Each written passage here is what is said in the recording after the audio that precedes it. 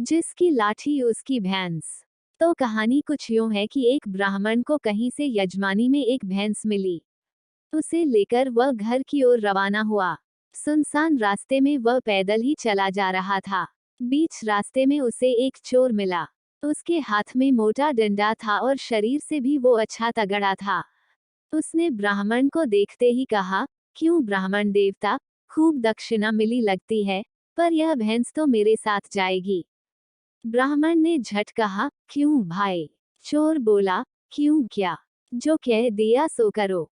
भैंस छोड़कर चुपचाप यहाँ से चलते बनो, वरना लाठी देखी है, तुम्हारी खोपड़ी के टुकड़े टुकड़े कर दूंगा। अब तो ब्राह्मण का गला सूख गया। हालांकि शारीरिक बल में वह चोर से कम नहीं था, पर खाली हाथ वह करे भी तो क्या करे। विपरीत समय में बुद्धिबल काम आया। ब्राह्मण बोला, ठीक है भाई, भैंस भले ही ले लो, पर ब्राह्मण की चीज यूं छीन लेने से तुम्हें पाप लगेगा। बदले में कुछ देकर भैंस लेते तो पाप से बच जाते।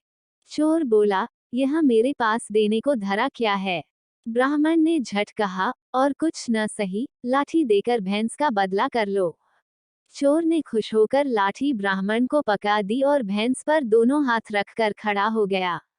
तभी ब्राह्मण कड़क कर बोला, चल हट भैंस के पास से, नहीं तो अभी खोपड़ी दो होती है। चोर ने पूछा, क्यों? ब्राह्मण बोला, क्यों क्या, जिसकी लाठी उसकी भैंस। चोर को अपनी बेवकूफी समझ आ गई और उसने वहां से भागने में ही भलाई समझी।